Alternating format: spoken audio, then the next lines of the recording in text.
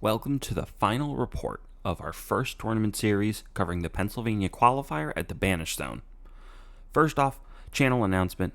We at Broken Banners just wanted to apologize about some inconsistency in our recent releases. We've been really tied up with things outside of the studio, including the Atlantic City Open, which was a great time, and we got some really good footage that we hope to bring to the channel in the near future. We're going to try and get back on schedule with weekly releases, so without any further delay, let's dive on into the final round of the Pennsylvania Qualifier. I've already done a detailed list breakdown in my previous installations, where I played each list once. If you're interested in why I built my list the way I did and what it's supposed to do, go ahead and give those two reports a quick listen, or at very least the part where I discuss the lists. The short version of these two lists is that I have a defensive, relatively stationary attrition list that's true to my Baratheon roots, and a fast-paced cavalry list that makes use of my favorite unit in the game, Ranger Trackers. For the final round of this qualifier, I got paired up against the other semifinalist, a great guy named Kevin, who's been playing Boltons since before Boltons were their own standalone mini-faction. I've never had a chance to play against Kevin. I have spoken with him a few times, but his reputation had preceded him as a very aggressive but skilled player that could really make use of some of the Bolton's potential. Kevin's first list was a double intimidating presence blackguard list, using Roose Commander in one of the units of blackguards and Ramsay Reek in the other. He also had Cutthroats of Steelshank Walton for some extra mobility, Sour Allen and Dreadfort Archers for some serious damage, and Dreadfort Spearmen because he kinda has to in Boltons. For NCUs, he was running Fat Walda and Jane Poole. In his other list, he was running Ramsay Commander and Dreadfort Spears with Flayed Men, Blackguards with Grunt, Cutthroats with Sour Allen, and Bastards Girls with Ben Bones. For NCUs, he had Fat Walda and Jack and Hagar. Looking at these two lists, it looks like Kevin has a similar list strategy. He's got an aggressive list with Cavalry and Alpha Strike running Ramsay, or he's got Attrition and Control with Roose and a bunch of Blackguard. We've had Boltons on the channel once before, so I'm going to spend a little bit of time explaining what they bring to the table from the perspective of someone who's never played Boltons. Boltons are the panic faction in the game. But unlike Lannisters, who previously held that title, the Lannisters have a lot of ways to trigger, manipulate, and get value from panic tests. Boltons just really like panic tokens. Really like them. In their base deck of 7 cards, 6 of them have something to do with panic tokens, and the last one is more or less a healy-dealy version of Fealty to the Crown, so it wants you to have your enemy fail a panic test. Probably using those panic tokens you've been putting out all over the place. They don't actually really have much payoff for enemies failing panic tests beyond this, though. But that's in part because the failure is its own reward. A lot of objectives in games where you could pick up an objective get dropped when you fail a panic test, and they usually still are pushing through damage because most units take panic damage when they fail a panic test.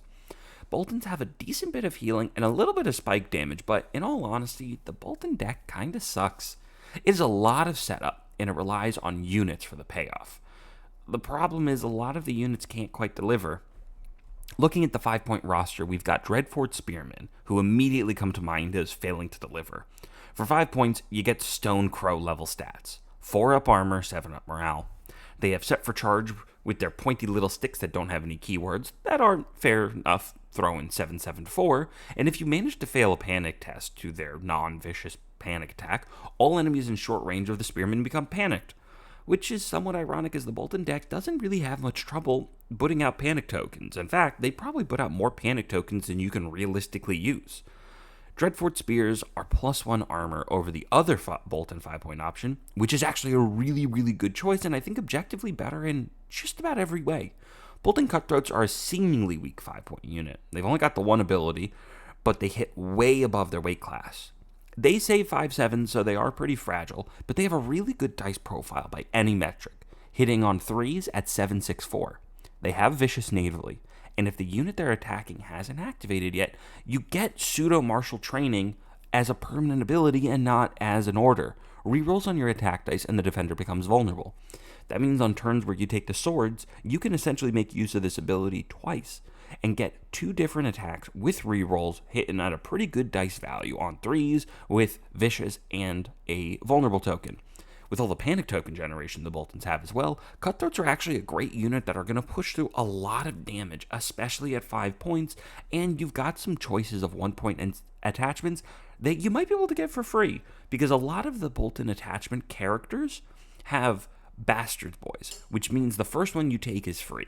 And one of the ones you'll hear me talk about in detail later is Sour Allen, who's really going to help take these guys to the next level. In the 6-point roster, you have Blackguards and Archers. Blackguards are a 4-speed unit with 3/6 saves, which is very standard for a non-elite defensive unit, looking at Wardens and Tully Sworn Shields, though I don't know the last time I've seen shields on the table. They throw 6/5/4 on 4s, with Native Vicious, which isn't the worst.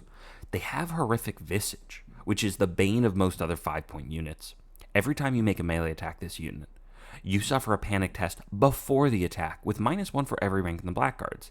It's a significant tax whenever you melee this unit that has pretty good saves, making it a tar pit that's very rarely worth engaging in melee, even if you're coming from the flank or the rear. Stick something like Intimidating Presence on this unit, and you have an anvil made of thorns that will tear apart most anything that melees into it. The other unit in the 6-point roster is the Dreadfort Archers. They're kind of controversial. They have abysmal saves at 6/7, but a pretty solid dice profile, long range, 3-up, 7/7/4. Dreadfort Archers ignore units in terrain which determining line of sight, which is sometimes relevant and pretty useful. It allows you to keep them safe behind palisades and forests and other units while still being relevant.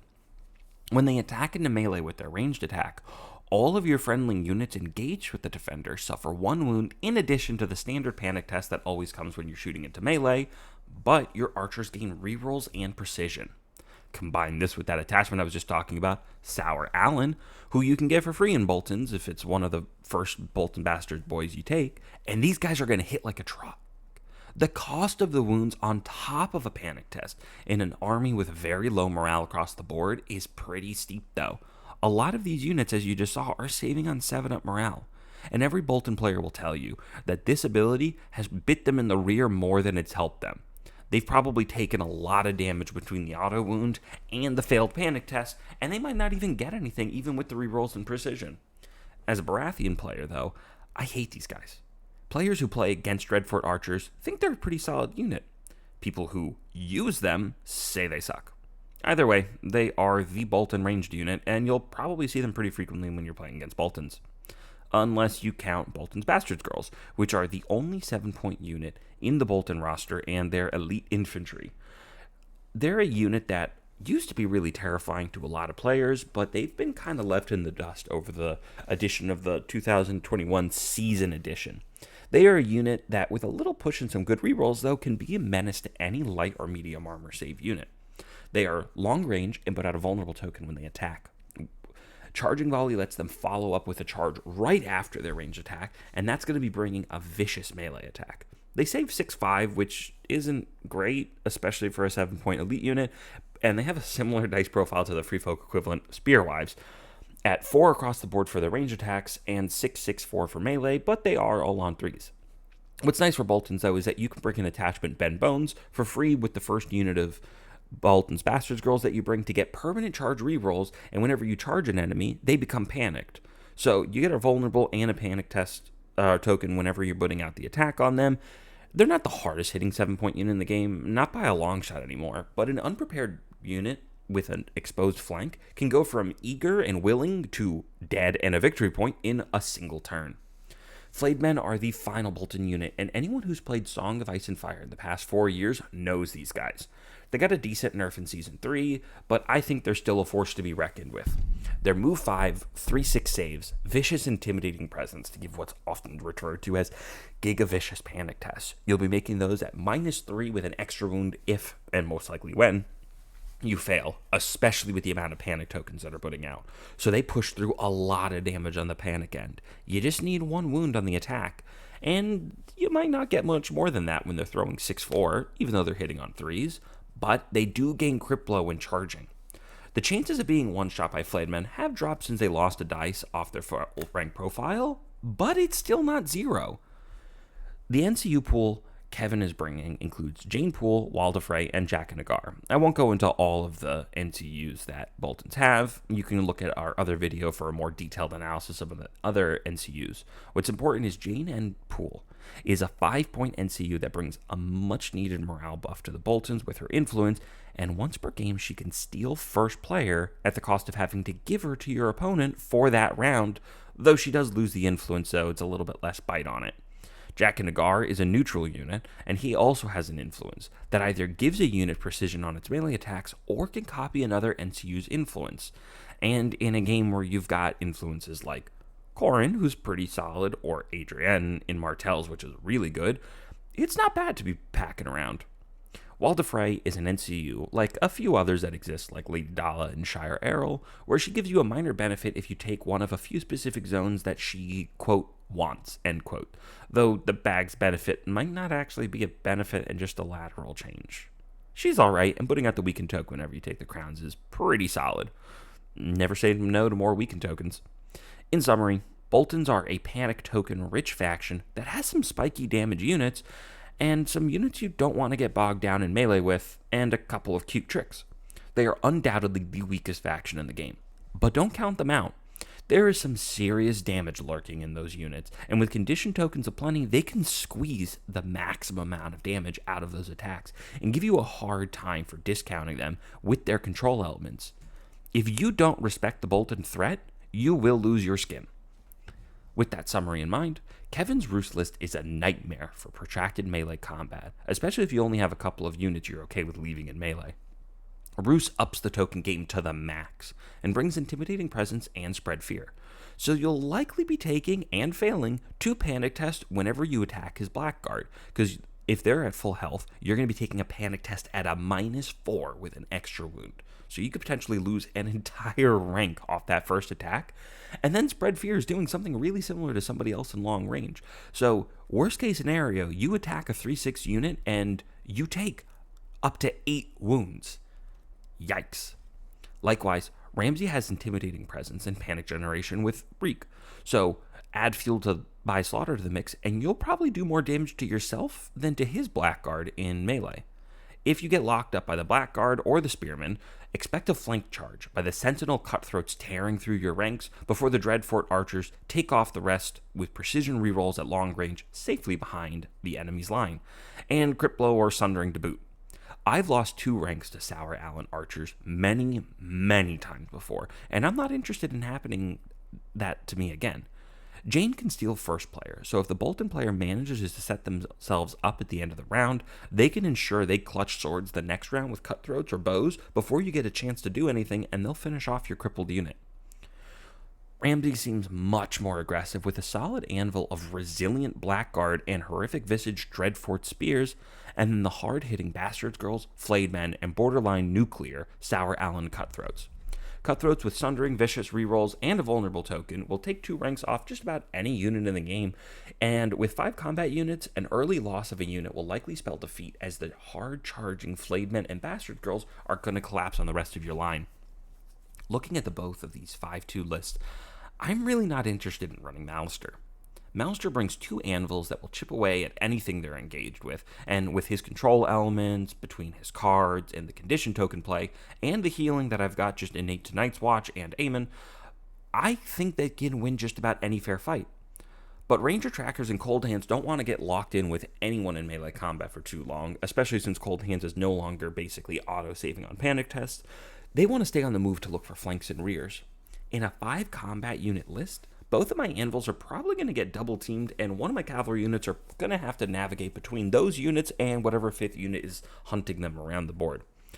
Even though it'll probably be an infantry unit, I don't really want my Night's Watch units getting double teamed up on, especially since Night's Watch cards are falling off with a failed panic test, and I know I'll be failing most of those. Malister doesn't really seem like a viable pick here. I think I'd probably be setting myself up to defeat for that. Benjen, on the other hand, is not only not Malister and therefore going to do better in this matchup, but I think he's everything that I need for this. Only one of those 2 lists have any cavalry, so I'll be able to dominate the battlefield with my all-cavalry list.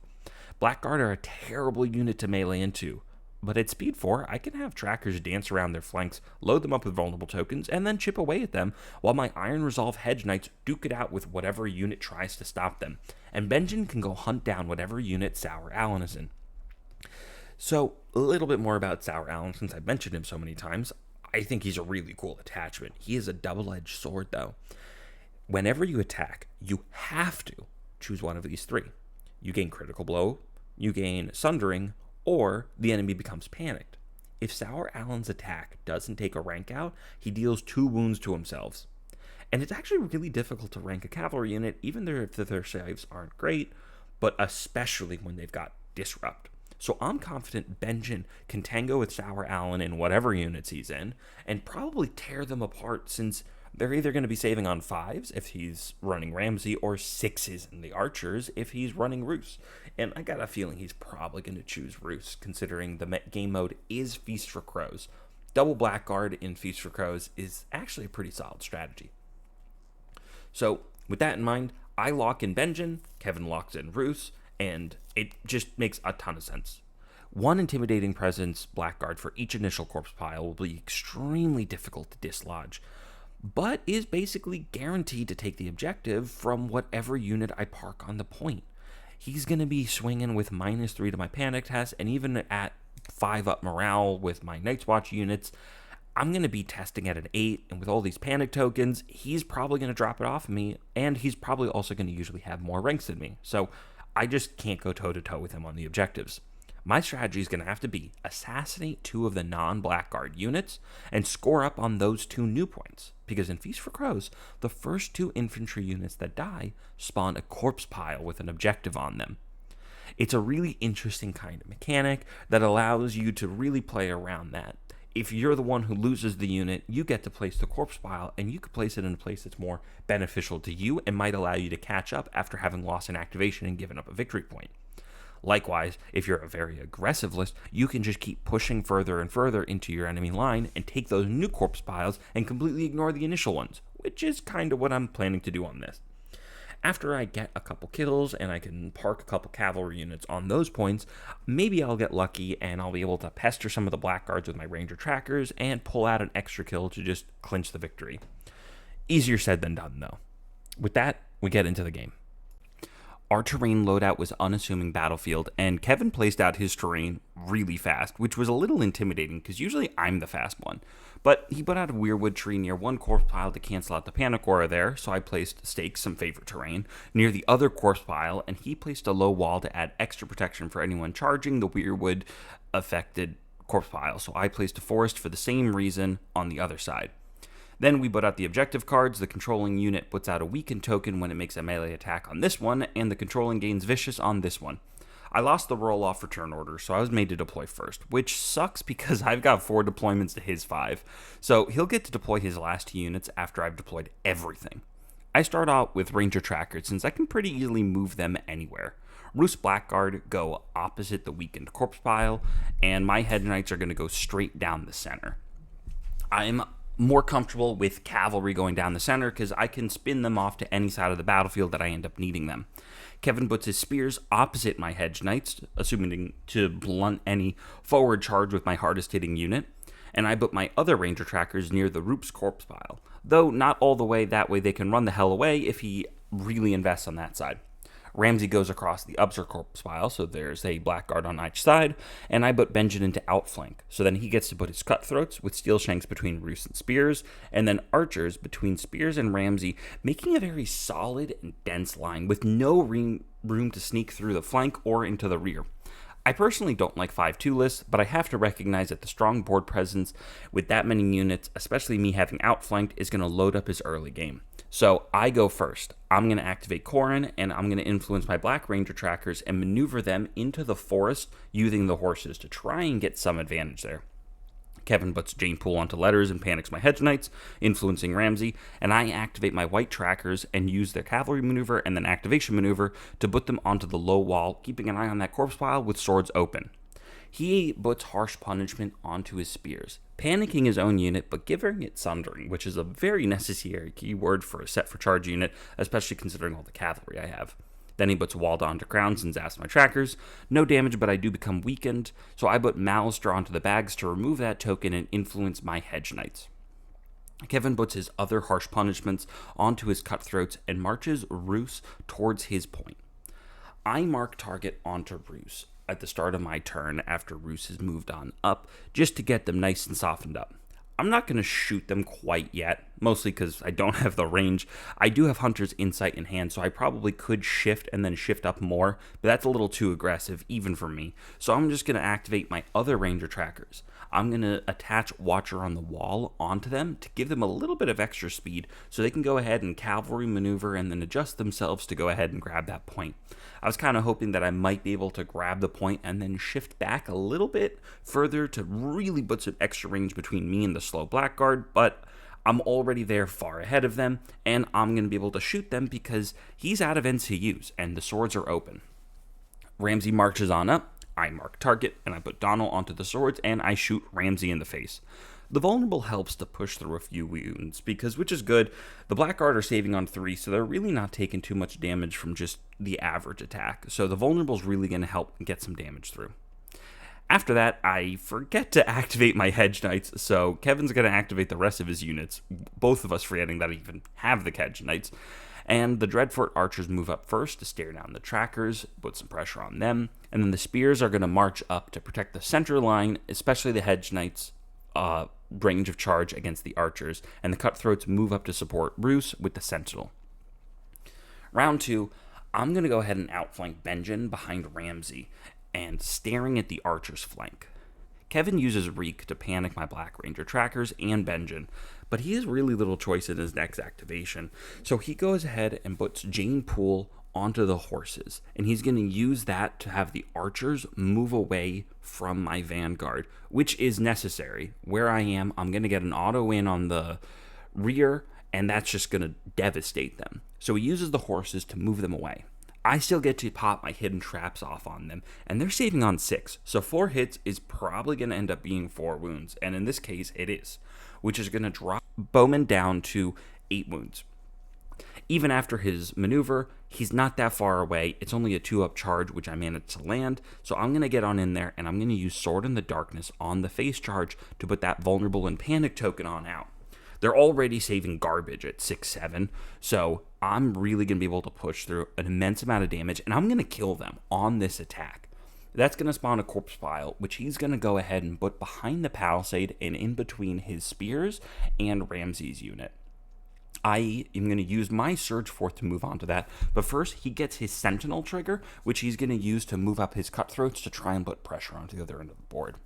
After that, and Benjen having activated done more than I could have honestly hoped for in a single activation, he's going to go ahead and park himself on that point and pressure that entire half of the board. Cutthroats are going to get themselves a pretty big charge and go in on my Ranger trackers.